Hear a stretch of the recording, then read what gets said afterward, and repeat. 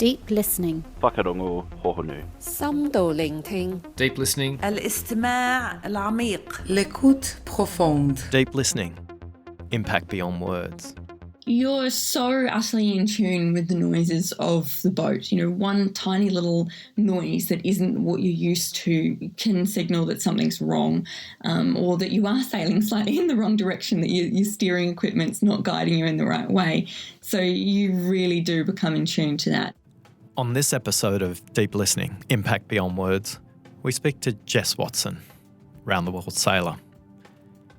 She takes us through an amazing journey and explains that all that time on the ocean, she'd learnt to listen to her vessel and she'd learnt to sail by her ears, and that helped her to become a much better listener.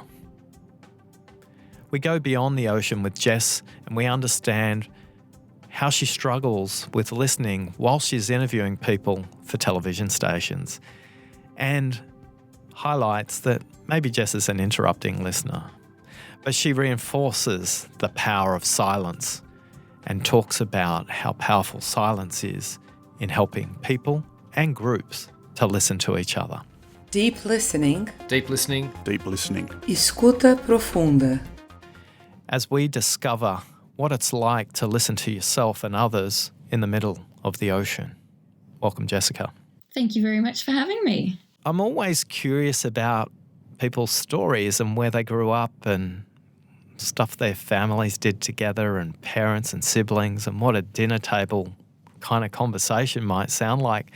Tell us a bit of your story, Jess. I certainly love dinner time stories, and I think they were a big part of my childhood. I had a pretty big family. There were 4 of us kids and mum and dad growing up in Queensland. Mum particularly read me a lot of books. I'm very dyslexic, so trying to help me out there, but probably didn't realise the damage they were doing at the time to sort of put these ideas in the back of my head and sort of set me up to believe that I really could do anything I wanted to. I probably took that a bit further than they really maybe intended. In those dinner table conversations where debate was encouraged and all of that, was there one that really stood out for you? Look, I'm not sure this one was exactly over dinner, but it was a sort of a very serious family discussion that we were having when I first told, rather than asked, mum and dad that I wanted to sail around the world by myself. And yeah, my sister sort of prodded me to tell, because I'd told her what I wanted to do, and it was incredibly nerve-wracking to actually say it, because, you know, this was something I was already completely set on, and to say it out loud was intimidating. And I think, you know, there was a fair bit of shock.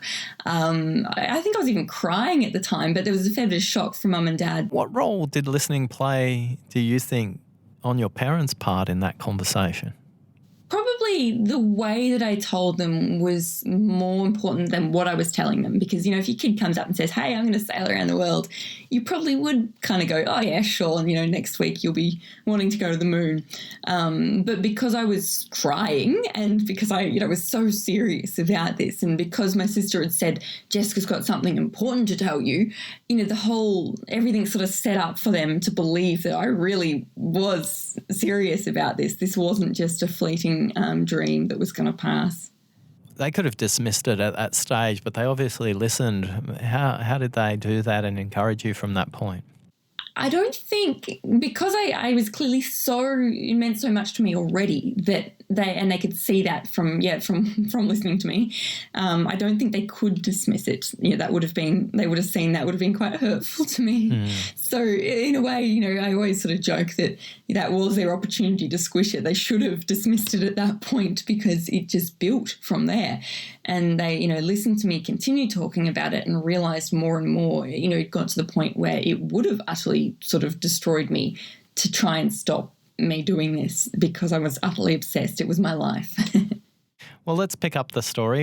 You were at the dinner table. You were 12 years old. What happened next?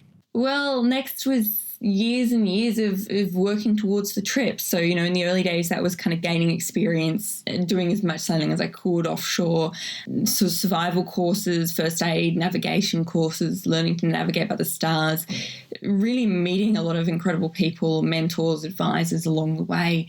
And then the logistics, finding the support, the boat, the months and months of work, refitting that boat, going and hitting a ship before I left on a training voyage, fixing up that damage, dealing with the media criticism. The voyage itself was kind of a relief to start with, to finally escape all of that. I had a lot of fun with the voyage. It's easy to downplay the challenges now that it's been 7 years. But one of the things I am proud of is the fact I had fun with it as well. So you set sail, and I'm curious how you stayed focused out there in the ocean over extended periods of time. Well, you don't have a choice. It's easy to stay focused and then continue, not give up when you don't really have any other choice. So you're out there, completely by yourself and in a position where you might be weeks away from help should you need it or kind of want to give up. So it's very easy to keep going when really that's your only option. There were obviously different periods, I went through where there were different challenges mentally. I knew the first part of the trip was likely to be very hard as you are adjusting to being by yourself and, just not having that human contact. So I'd sort of set myself up to expect the first month really to be really quite horrible, and was quite pleasantly surprised when I found it wasn't so tough. But yeah, the smaller goals was probably how I kept myself focused. It was the different oceans, the different milestones along the way that, I had to focus on those smaller parts. And thinking about that time, one of the things you would have got to listen to was the ocean. Yes, yeah, absolutely. The way I sailed around the world meant that I didn't see land very often. It was only really a handful of times. So I was out there on a whole lot of very often grey, empty ocean, not seeing a single other thing and not really having anything else there. So you really notice the detail of the ocean and the sounds, obviously. I often sort of do talk about the fact that I sailed the boat by my ears, because when you're sleeping, the smallest change, the smallest noise does wake you. And I know a lot of incredible sailors who have this amazing ability to sort of read the clouds. I'm not sure I was ever particularly good at that, but one thing I really did notice was the way the water sounded. After or approaching a storm, you could hear the way the water moved was different. You got a sense for what that meant after you've been out there for quite some months. Wow. So you've sailed by listening. Did you notice any other sounds besides the sound of the ocean while you were out there? I mean, it's a bit of a misconception, really, that the ocean and that sailing is this really quiet, peaceful thing to do, I think.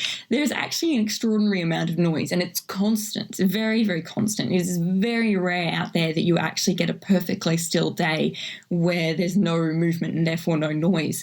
So you've constantly got this roar of the waves and the boat sailing through them, and it is those noises of the boat sailing as well, the kind of, the moving and the creaking and the slapping of the sails that are actually all happening. And it's often when I'm at sea and I come in from a voyage that it actually really hits me, the silence. I think that's a big misconception about the ocean, that it's quiet. And thinking about you are at one with the boat almost, how did you notice the sounds of the boat evolve over time, and what were the different details you listened to during that time? You're so utterly in tune with the noises of the boat. One tiny little noise that isn't what you're used to can signal that something's wrong, or that you are sailing slightly in the wrong direction, that your steering equipment's not guiding you in the right way. So you really do become in tune to that, and it would wake me up and, wake up at the slightest unusual noise that wasn't meant to be there. But obviously personally as well, it is so rare and such an amazing opportunity to sort of have that time to yourself. I obviously had a lot of contact with other people, but actually often found that contact as very helpful as it was at times as well. But also it was actually quite distracting, and it got me out of this rhythm that I was in out there. So at times I actually found it quite difficult when people wanted to kind of constantly be talking to me and checking that I was okay.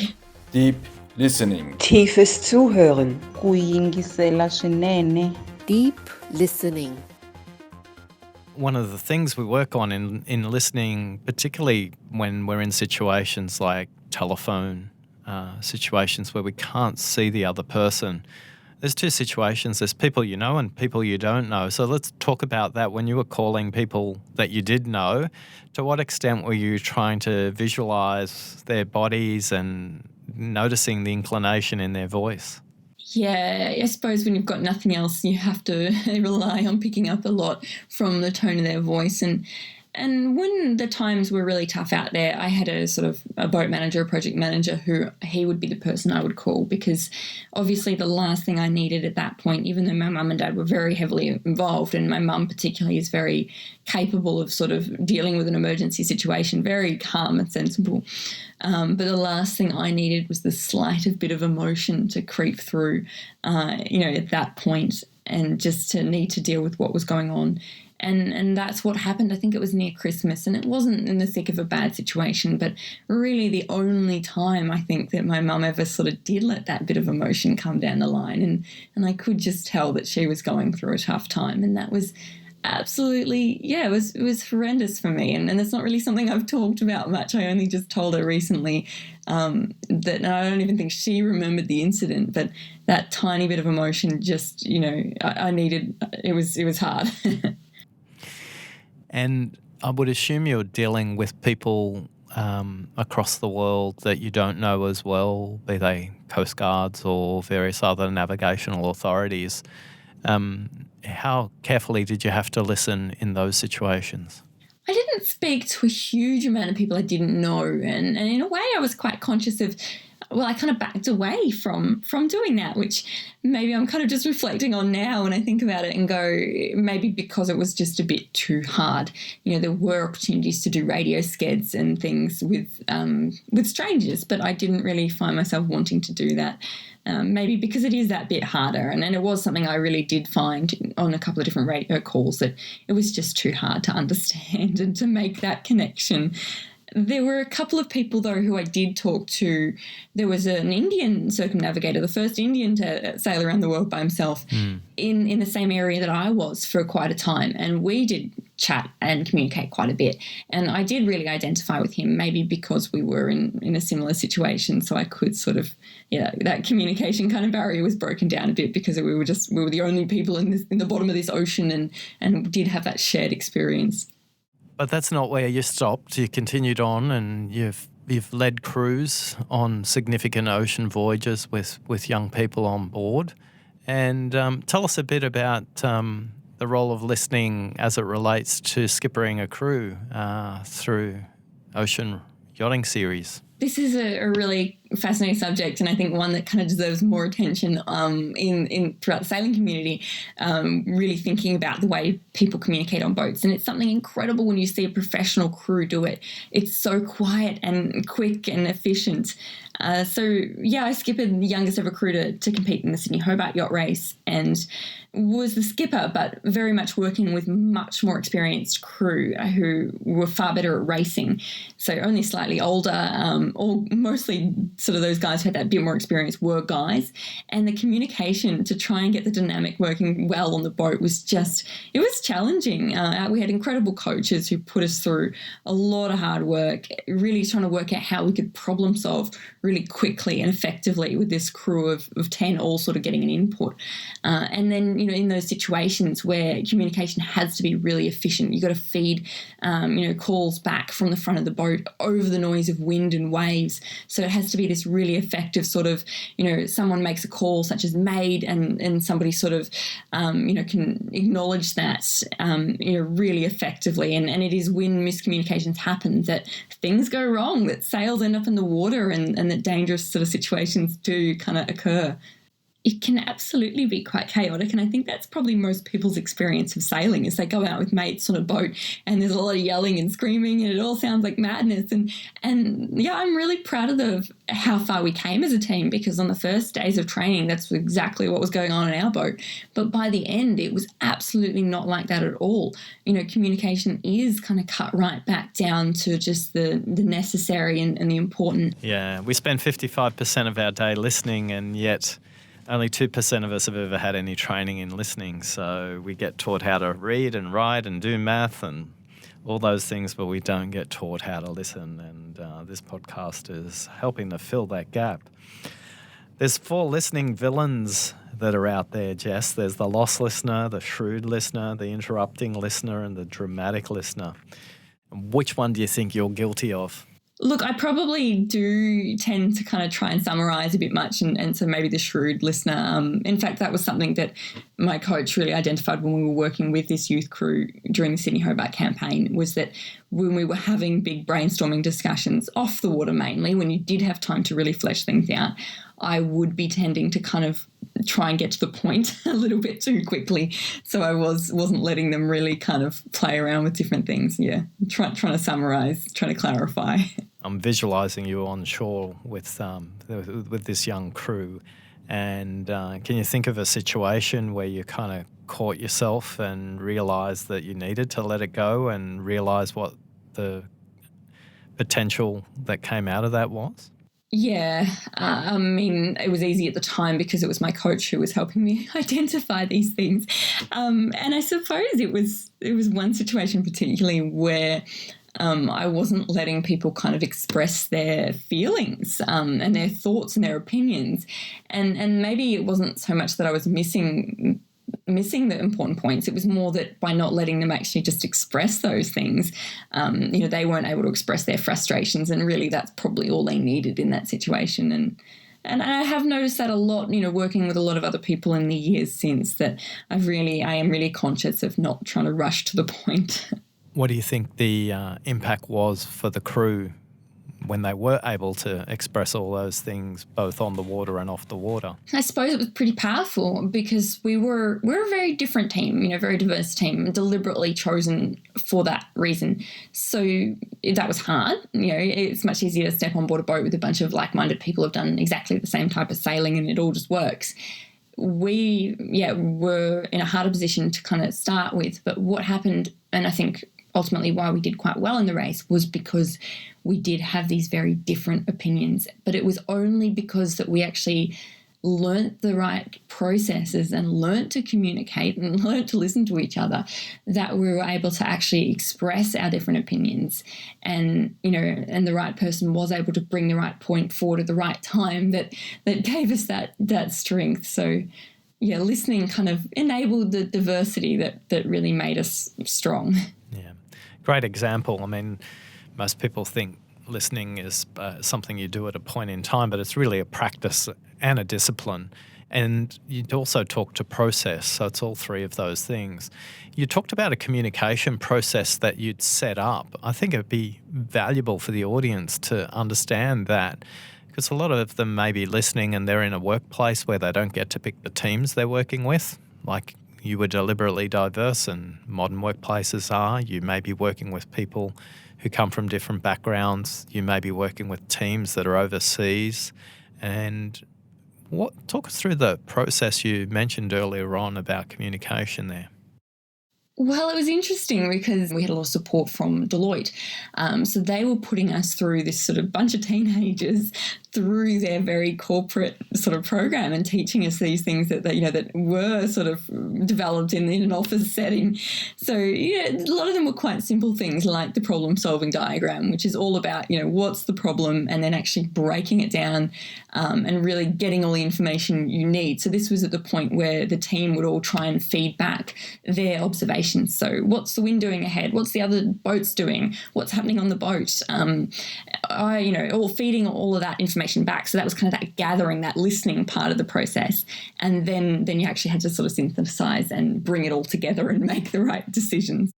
So how does interviewing people change your perspective on listening? Having to interview people rather than be interviewed, which is sort of the position I've been in for many years, is really exciting. It's so much more interesting for me. But I was a real big shock for me to realise that my way of listening is to kind of stand there and go, sure. And of course, they really hate that when it's on camera. You can't be ruining their response with all this kind of feedback from yourself to show, and especially when you're interviewing people who are really a bit hesitant, that kind of typical kind of blokey bloke who doesn't necessarily want to talk about their feelings, which you're desperately trying to understand. So I had to really learn to use my body language to show how I'm actively listening and encourage them rather than using your words to do that. Is there an interview that changed because you noticed your body language, and what was the result of that? I mean, it's all been a steep learning curve that these fantastic people have great stories to tell, but sometimes you just kind of can't get it out of them. So having to kind of play around with your body language and the way that you're interviewing to kind of get those stories out of them has been a really fantastic process. And, there's been some key learning moments there, like when the camera person has turned off the camera and said, "Jess, stop talking," during their responses. You can't be sitting here going, yes, okay, that's ruining it. So that's been some pivotal moments like that. Based on that, what's the role of silence taught you as an interviewer? Yeah, silence is powerful. It's also realising that sometimes silence is the right response, I suppose. Present to a lot of adults in a sort of corporate environment. And I've always found that when they're listening, they are sort of laughing along and, maybe interacting a little bit more. But then as soon as you're in front of a school audience, especially the older kids, the only way you're doing okay is if they're utterly silent. So success and, successful listening is kind of completely different there. They're not going to kind of engage as much. But if you can get them to listen, then that's just amazing. Well, Jess, you've shared an amazing story. I look forward to seeing what becomes of that in the future, maybe on the big screen even. Yeah, we'll see. It's an amazing, interesting process to see it, the story kind of come together as a movie. Oh, thank you very much. It's been wonderful, and I look forward to listening to some of the other podcasts and brushing up on my listening skills a little as well. Deep listening. Deep listening. Escuchando profondamente. L'écoute profonde. What an extraordinary peek into somebody's amazing life. Only 22 years old, and I feel Jess Watson has lived more life than I have. I couldn't help but feel that she's been on a journey already in learning how to listen. Did you hear when she talked about the role of listening completely, both to the words and the feelings of her crew in the Sydney to Hobart yacht race when they were debriefing on land? I think it's really important that when you listen, you're not just listening to the words, but you're having the opportunity to hear the person completely. Not just what they're saying, but how they're saying it, and noticing how their body is positioned and their energy. I think Jess did a great job of that. Thanks for listening to Deep Listening, Impact Beyond Words. Deep listening. βαθιά ακρόαση. Deep listening. گوش دادن عمیق. Kipun tsitki. Deep listening. Kuuntele syvällisesti. Deep Listening, Impact Beyond Words.